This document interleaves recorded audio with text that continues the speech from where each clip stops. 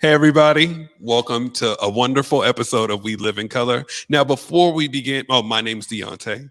Now, before we begin, remember to like, share, and subscribe to Converge Media. We got some jam-packed shows for throughout the week, and you need to tune in. But thank you coming on for Wednesday night. Now, my guest, my second guest of the year, I'm so happy because they were going to be my first guest of the year. But, we had to kind of navigate through that. Poet, community activist, and 48 other jobs in between there, right? Is here with me today. And I'm just so happy to have this brother on. You are a pillar to community. You're one of those, I always big up our compasses in community. You're a compass in community. Wow. Ebo Barton. Wow, thank you. How are you? That was so wonderful. I've never been introduced such a way. Thank you. I'm good. Because it's deserved. Oh, thank you. Wear so many hats in community. I mean, I don't know how you do it, but I have to ask you how you do it towards the end. Yeah. We'll get to it. We'll get to it. Right. Yeah. So you're from Seattle or No, I'm originally from Los Angeles, California. You're from LA. Yeah. So that's why you were crip walking earlier, right? Okay. Exactly. Yeah. No, yeah. Got to get my practice in, Yeah. No, I'm from Los Angeles. I'm in Seattle because I was in the United States Navy for 2.5 years. You were in the Navy? Yeah. Okay. So before Navy, right? Tell us about little Ebo in LA. Yeah. Little Ebo, who I call Weebo. Okay. Weebo was a very confused young person, but and I think that I found art at the right time and right place. And so poetry was something that I used to get my voice out, right? Like especially I think that we often oppress young people by not letting them speak.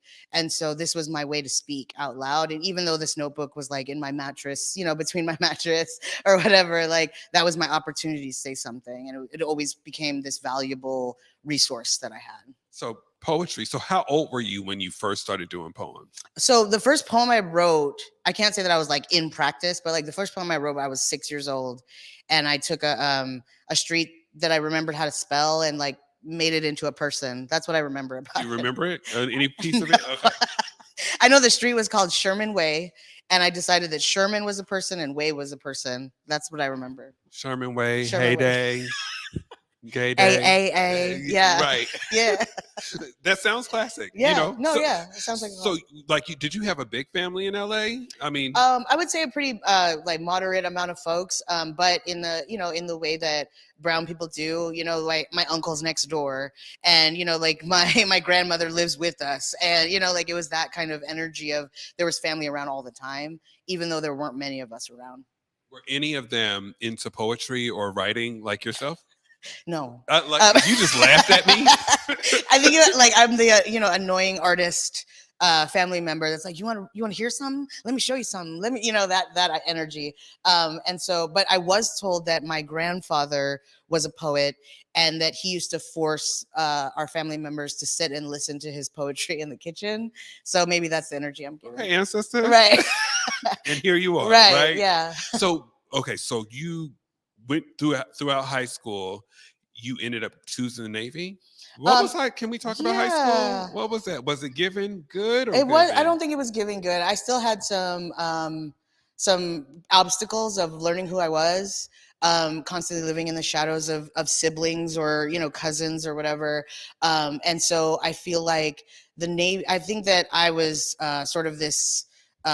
Victim of institutionalization, right? I went to vocational school, and vocational school didn't work out for me, and so I was trying to find all these avenues. I did retail for a little bit, and then I was like, well, this is my option, right? Like this is what they, the information that's given to us is, oh, well, the military will give you some discipline. The military will do all these things for you. So I went into the military. Did you feel? Did you feel forced to go in, or was it like? This is what I had left. I think that I felt forced because of my circumstances, right? And I feel like a lot of folks in the military go because of circumstances. Like, I don't know. I know that there's this myth that, I go to serve my country, right? And I don't know that I met anyone that was recruited and stayed in the military because they wanted to serve their country. There's a promise of a paycheck and there's a promise of education in that institution. And I think that is what people are signing up for, not recognizing all the harm and violence that it causes, that it causes to someone's life. Yeah. And unpacking that, right? It's Yeah. just you went in. What year was this, if you don't mind? 2006 Six. around. Okay. Yeah. So at this time, I mean, Don't Ask, Don't Tell was probably like Oh, 10 absolutely. years before that, I want to say. Yeah, it was definitely in act when I was in the military, which is interesting because culturally, as I think as queer folks, like you're not going to tell us nothing, right? Were you out at that time or? I was out as a lesbian at that time, and so it was just really interesting to learn about the different ways the rules worked, right? And they didn't apply to just everybody. What were some of those rules? Like the way you had sex, and my question was always, well, how do you know I'm having that type of sex? Right. Like, and so it was different things like that that also alerted me that the rest of the world didn't want to see me, right? Like that they didn't want to hear from me. They didn't want to be poisoned by my way of life. Yeah. No, that's something. Yeah. So going in, and how long were you in? I was in for 2.5 years, and I was separated because of violence that I experienced in the Navy. Oh wow. Yeah. And that was, well, to get out of that space. What was that transition like, if you don't mind? Yeah, the transition out of the Navy was, I think, was really rough for me because you have all of these resources and this community, quote unquote, community around you, and then once you're separated, it's just sort of like, okay, well, you didn't want to be part of this, so goodbye, right? So it was just this sort of like closing the door, and you're not allowed in our kingdom anymore, right? And so there was a lot of learning I had to do, a lot of growing. I was also like 23, not really knowing what was what at that time.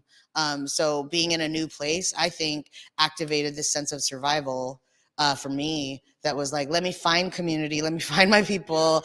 Let me hurry up and find my people. Right, exactly, and hold on real tight because there is nothing else left for me here, right? Yeah. But we did find out that there's more here for you, Absolutely, right? absolutely. And we're going to unpack that. We're going to take our first break, and Okay. we'll be back with Ebo Barton. You are watching We Live in Color. Prosperity in Black America. What will this require? Is Black business prospering? Are we reaching women and minority-owned businesses? How do we achieve earning parity for wealth for our families? Do our children really have access to education? Will our families have choices for our children? Prison pipelines, mass incarceration, tearing our families apart. A healthcare system not accessible to the masses. The disproportionate termination of Black women from corporate America. When will we actually begin to address what's really at play? How do Black people gain more power to help make these changes? This requires a lot of political will and courage. I'm that provocateur of change. I am Cindy Bright. Welcome to Heartbeat. COVID-19 hurt my income, my health, and my family. We were about to lose our home when we heard we might be eligible for homeowner assistance funds from the government. We called 1-877-894-HOME, and a housing counselor stepped in, talked to our lender, and saved our home. Federal funding details at washingtonhalf.org. That's washingtonhaf.org.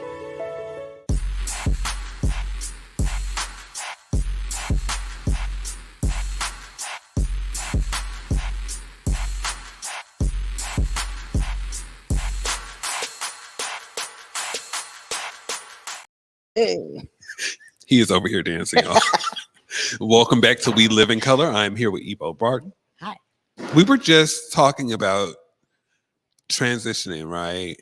Out of the Navy, out of serving our country. And thank you for the 2 years that you did give it to us, right? Yeah. And what was, after getting out of that space, what was next? Because you were in Fort Lewis? No, I was in Everett. You were in, sorry. I love Everett. I love Everett, everybody. I love Everett. Hey, Snohomish County. No, but I was ported in Everett. I was on an aircraft carrier. And so once I transitioned out, I think I was on that search for not only community, but to find that art form that gave me so much life, right? And so I found what was called Seattle Poetry Slam at the time, and it's a weekly poetry competition. And that's where I found community. And I can't say it enough that like specifically Black Seattle artist community is everything I have and everything I am is because of Black Seattle artists, right? Because those are the folks that invited me in, taught me, told me how to act. Okay. Like, cause I was, like. What do you mean?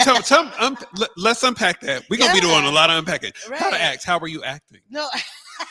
So I think that it was more of a lesson in, basic social justice, how to, cause I feel like I was very, confident, overly confident. And I feel like artist community definitely finds ways of humbling you very quickly. Yeah. Shout out to Poetry Slam. Right, exactly. So throughout those moments, were you starting to like blossom? Did you see that happening? Because your poetry is amazing. By the book, we'll get to that later. But your poetry is amazing. Thank you. What was that experience like when you first started getting back on the stage after gosh. all of that stuff? Pretty mind-blowing in my opinion, because I think that I had such great examples of what poetry could be. Right, they set these roads and paths that I could follow, not only follow, but maybe even change. Right, because with my own flavor to it, I had great teachers that always, what are you doing next? What's your new poem? And also community members that were doing that. And I think that is probably key to any successful artist community, is always constantly asking, what are you doing next? What are you creating? Let's get excited about it. So just having that support made me want to not only do better in my own art, but create these outlets and avenues for speaking your truth on stages. So that's when I got into show production and doing regular weekly shows.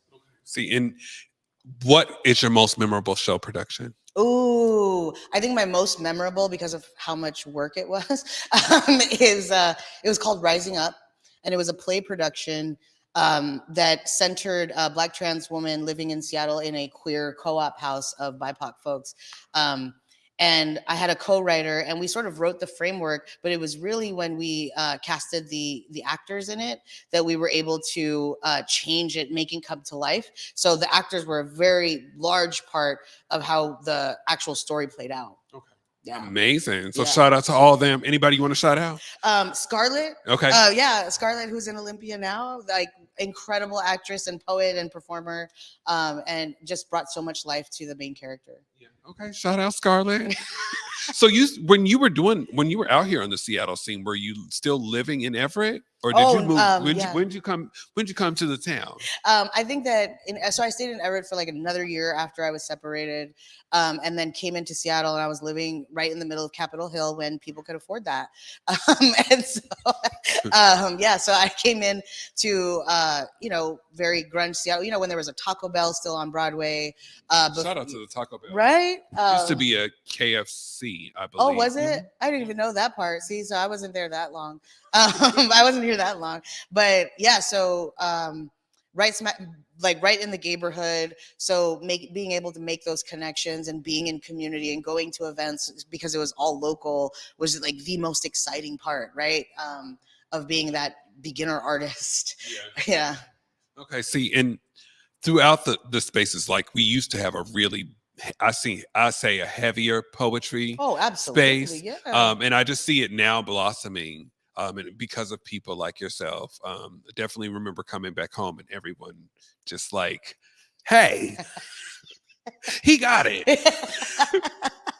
Yeah. So like even now, right, where we're at, were you out to your family, or did you go through the process of your path here, or did you do it back at home? So my family, I came out, I first came out as a lesbian because I was identifying as a woman at the time. And they all knew that. My sister is also is a lesbian. And so there was that understanding of what queer might be in our household because of my sister's example. I love the queer might be, yes. And then very many years later, because there was just, you and I talked about this earlier, because there were so many life barriers for myself that gender wasn't even on the menu at that time, right? Like I couldn't even get into all of that. But again, with artist community, being able to be exposed to what gender could be and all the possibilities of gender and the different galaxies of gender, I was able to discover myself and then transition. And I feel like I'm still in transition often. But yeah.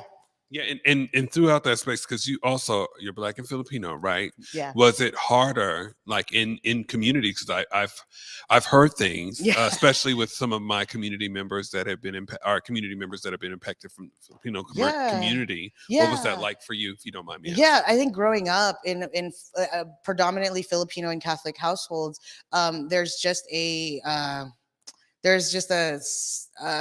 do I say this? It's influenced from white supremacy, right? Of anti-Blackness, right? And so me and my sister, being the Black kids of our family, had to learn the ways to navigate that, which battles to fight and which battles to not fight. And I think that that's very often that makes young folks and it makes people in general have to navigate anti-Blackness, one, and what are we willing to accept and what are we not willing to accept. And I think that was a constant struggle as a young person of figuring out who I am and getting to that guy, right? Yeah, right. But also having to see what these barriers are and what's being told to me and how I'm being informed of this. Yeah. So there's this like learning process and then the unlearning process and then the unfolding and unpacking that you have to do before getting anywhere. Right. For your whole life, right? For my whole life. And we talked a lot about that. So, as you started living here and walking in your whole truth, okay, what was it like to start getting into some of the community activism work? Because I feel like as a poet, right? Yeah. You're already, you start to get those merit badges. Yeah. And you don't even know that you have them, right? You know, like, wait a minute, that's a call to action for us. Yeah. How did that start for you? So I think that it was a good thing for me, to be honest. Like it was a positive, is that I kind of came out in community and grew up in community. And so I transitioned pretty publicly. And there are definitely downsides to that where you can't mess up. You can't not know an answer to a question and, like in an interview or in a public space. And it's very unforgiving.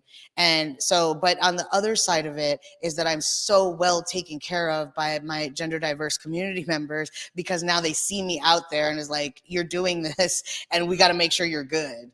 Right. So being able to create that community and build that protection, but then also not having as much leeway in what I'm, in my identity. Yeah. Right. Yeah. I feel like there's so many there's intersections. And let me know how you feel about this. Yeah. Like in our community, if I give an answer or if she gives an answer or if they give an answer, we have tended to kind of scowl like one another, like that's not the right answer, but it's our truth. Yeah. If there are like, there's so many textbooks that tell us who he and she need to be. Right.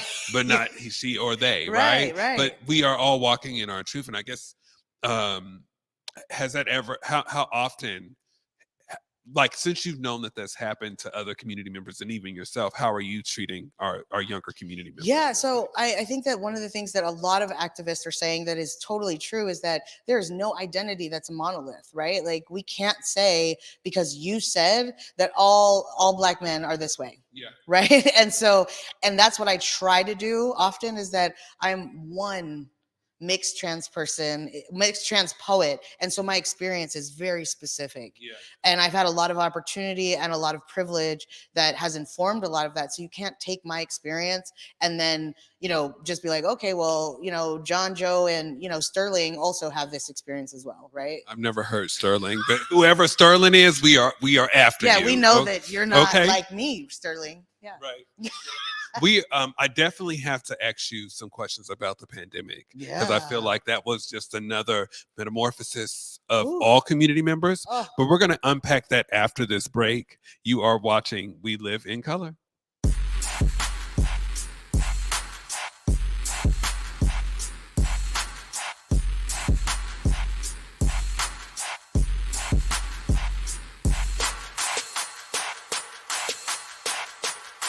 Prosperity in Black America. What will this require? Is Black business prospering? Are we reaching women and minority-owned businesses? How do we achieve earning parity for wealth for our families? Do our children really have access to education? Will our families have choices for our children? Prison pipelines, mass incarceration, tearing our families apart. A healthcare system not accessible to the masses. The disproportionate termination of Black women from corporate America. When will we actually begin to address what's really at play? How do Black people gain more power to help make these changes? This requires a lot of political will and courage. I'm that provocateur of change. I am Cindy Bright. Welcome to Heartbeat. Will you marry me, baby? Yeah. Yeah, we'll put this on you. What's up, everybody? It's your girl, Trey Holiday. We're bringing back Black Love When We Met. That's right. We need something to warm all of our hearts and to elevate love once again in our communities. We want y'all to go to whereweconverge.com/Black Love so y'all can nominate your favorite couple for the next rendition of this show with me as the host. Let me sit down and have them on my couch and share how their love can inspire us all. Make sure y'all go and get your nominations in today and be on the lookout for Black Love When We Met coming at you on Converge Media very soon.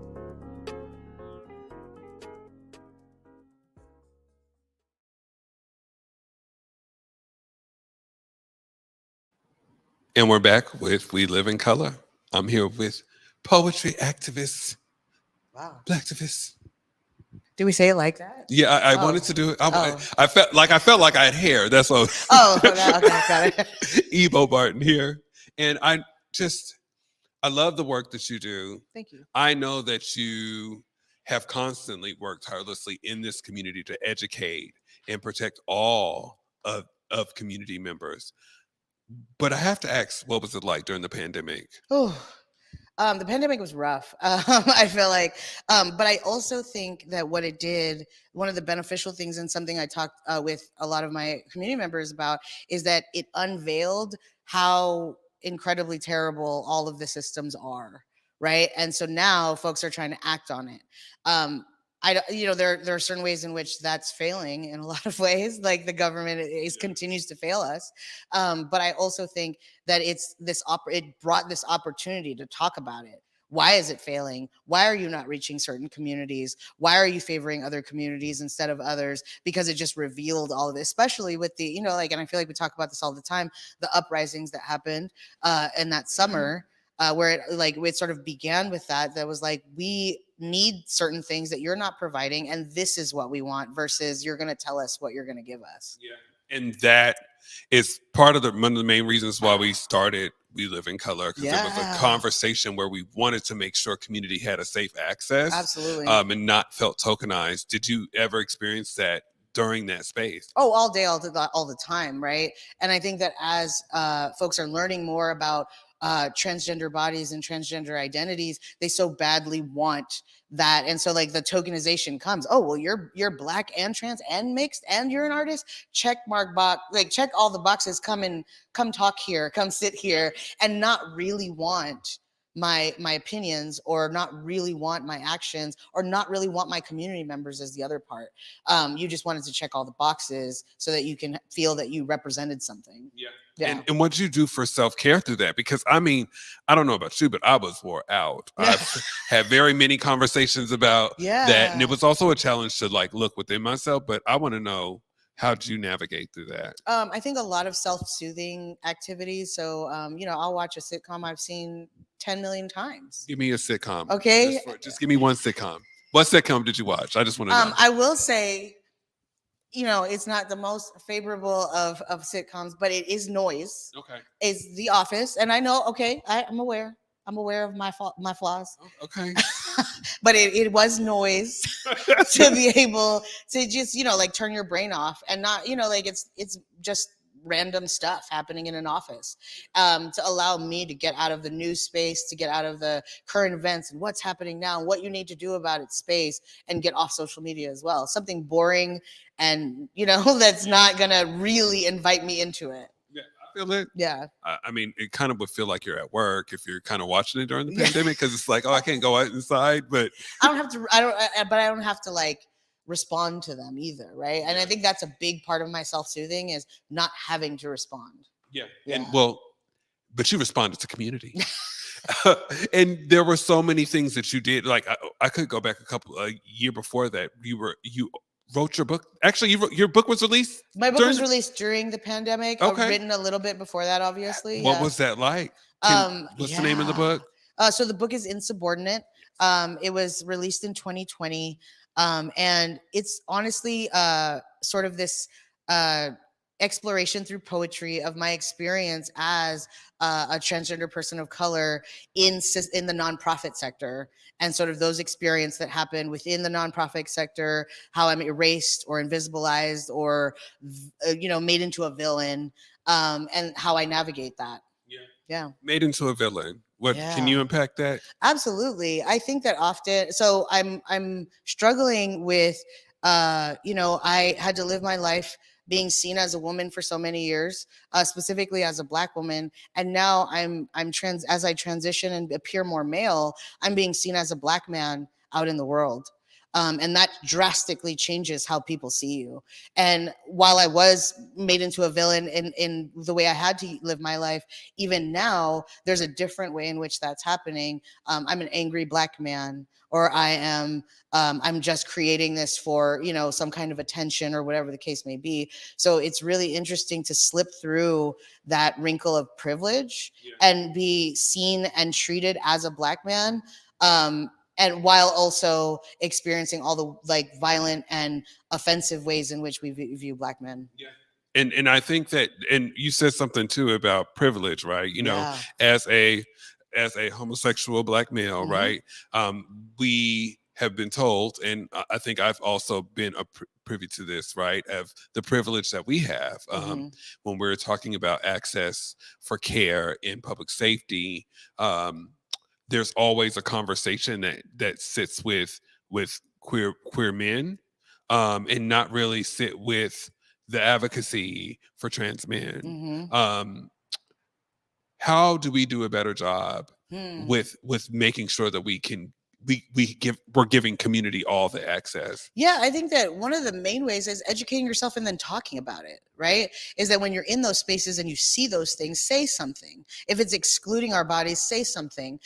Be proactive about it. And if you don't know, learn more. I promise you, there are just so many different pieces of resources or people that you can talk to. And there's so many organizations that are willing to educate you. But I think that one of the wrong things we do is we want to go to our closest trans friend and be like, well, why is it that whatever? There is plenty of information for you to go seek out and find out from the right people about what you need to know so that you can talk about it in a more educated way. And I think that is really important. I think above all else, within our intersections, we have to also find humility within each other to really start giving each other an opportunity to have the access that is needed. And I just noticed that it happens a lot with our both of our T's in the community. Well, 3 T's, including non-binary T's. So it's just really important to try to give that access. Absolutely. So, yeah.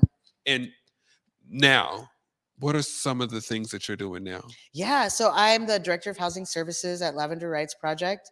We're working with the county to build a permanent supportive housing facility within the Seattle King County area, in the central Seattle King County area. We specialize, as you know, in serving Black gender diverse folks. And we're hoping that we can make this the program within the house to be dynamic enough to be able to provide healthcare resources. These particular units are, have are private settings, so individual units, so that folks can have their privacy, as well as private plumbing, so indoor and private plumbing, so that folks can have a quality of life that best serves them, so that they can get to the other parts of their life and not have to think about housing. Why is it so important for Black queer folks to have housing in communities? Yeah, so I think that one of the things is that in the housing first model that we're using is that once you're able to obtain housing and not have to worry about that very important thing, you're able to live your life more fully. Right. But the other parts of that also is that what people ignore is that queer folks, specifically Black queer folks, are at a young age the first to be homeless, and that's for a variety of different reasons. Whether that be because you came out and your family doesn't approve of it, or because of the way you want to live your lifestyle, or whatever struggles that you're experiencing. So I know that queer folks know that young folks are 40% of our young folks are homeless. Right. And that's just a known fact in our community. And to be able to say that, and those folks don't just turn 18 and find housing, right? Right. Like they're like, oh, here, you turned it. Here's your 18th birthday. Here's a house. That does not happen. Right. And so these folks are now becoming homeless adults. And how do we solve that problem is that becoming more accepting, learning about the struggles and barriers and how to engage with folks to bring them inside. It's time to bring us inside. Okay. And also, I want to ask too, how important is it for us to be able to get access to housing in like in the Seattle area? Yeah. I only know of a couple of programs that are available for people, but some organizations may not have enough cultural humility for it. So why is that important for us? Well, one of the things I think is so important is that there are all these programs, but they're all very, prioritizing bodies that are not ours. Right. And there are ways in which folks are rising to the tops of these lists that we aren't aware of, because we're not, like, I feel like often there is a cultural thing of we don't want to ask other people for help. Right. And specifically in social services and in public health, usually you're sitting across from a middle-aged white woman about your problems. There is no way on earth that I'm ever going to tell you what I'm experiencing, because I know you don't get it and I know you don't understand, right? And so there are ways in which we have to learn a different avenue. And I think that that's a lot of us are finding the ways that are not involved with government or institutions and are just figuring it out for ourselves. Yeah. We need to support that. Right. Okay?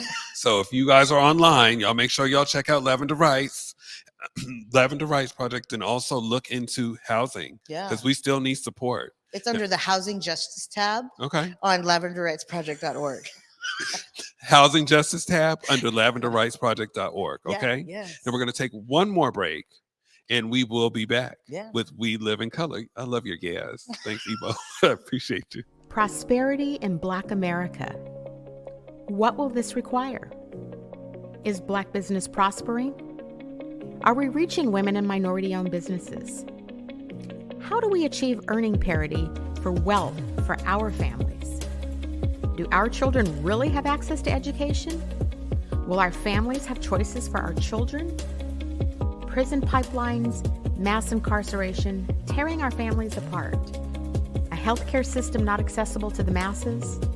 The disproportionate termination of Black women from corporate America. When will we actually begin to address what's really at play? How do Black people gain more power to help make these changes? This requires a lot of political will and courage. I'm that provocateur of change. I am Cindy Bright. Welcome to Heartbeat. COVID-19 hurt my income, my health, and my family. We were about to lose our home when we heard we might be eligible for homeowner assistance funds from the government. We called 1-877-894-HOME, and a housing counselor stepped in, talked to our lender, and saved our home. Federal funding details at washingtonhalf.org. That's washingtonhaf.org.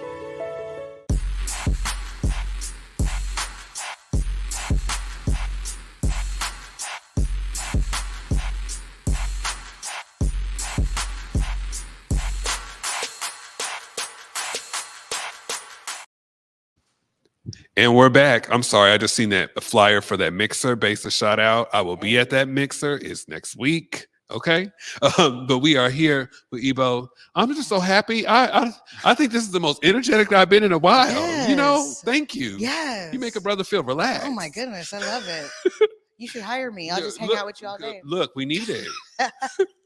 So one of the things that we do here at Converge, We Live in Color, is we do a We Live in Color tribute. Yeah. Is there anyone that has helped you into this space to get you to where you're at today? Oh my God, there's just so many people that got me to this space. But I think one of the people that I really want to shout out is you may know her as a DJ, or a musician, but Moni Tep is just an incredible person that has guided me in different ways, is always there when I'm like, let me tell you, right, about what happened or what this person said, and it's just one of those folks that is just like your pillar, the person that is grounded in reality and truth, and will always give it to you the way you need it to be given.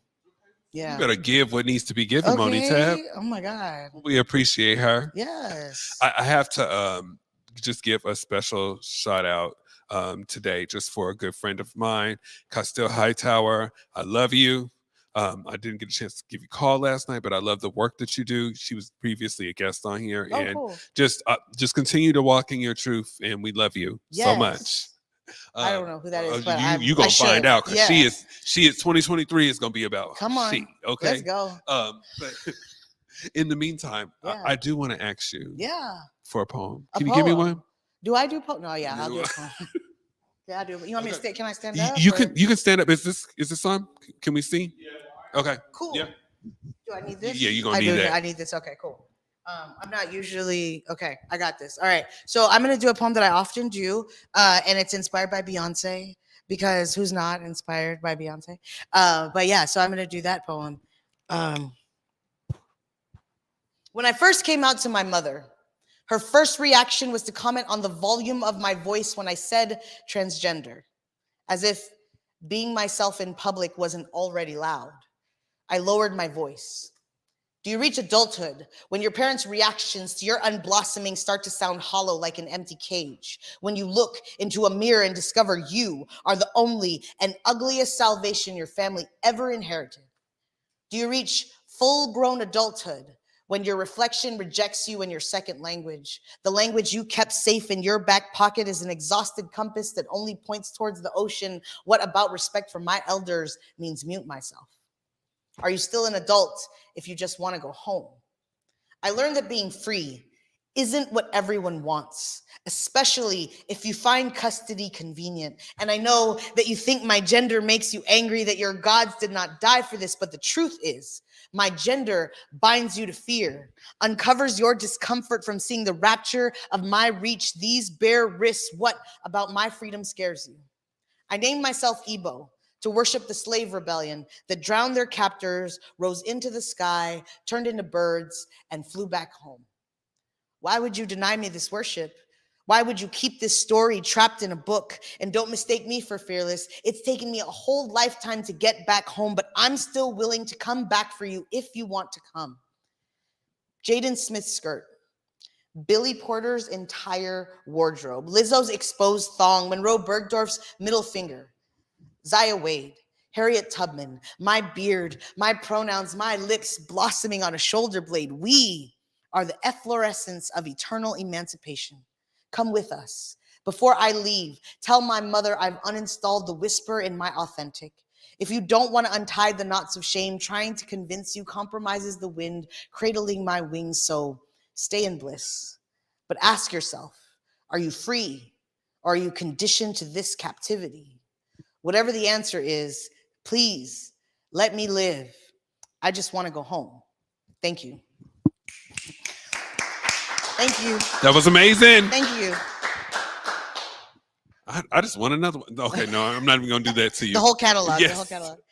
Ebo, thank you. Thank you so much. For being a guest on the show. Yeah. Thank you for once you come on, you Converge family, and we appreciate you. I'll be here next week. Yeah, No, I'm right. Listen, we want to do a Deaf Poetry Slam Let's right do here. You it. know, Yes, we would yes, love to do that absolutely. with you. Yeah, let's do it. But we appreciate you. Thank you. Please let us know how we can continue to support. Yeah, you can find me on ebobarton.com, my website. I watched it. I looked at it. That's last night. where you can also buy my book.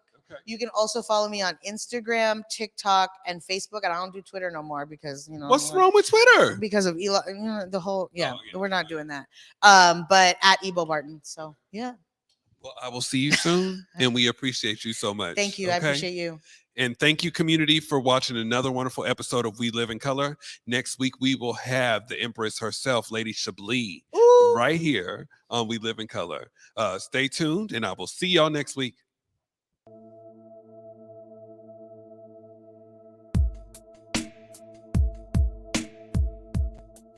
Converge Media produces culturally relevant content for Black and urban audiences.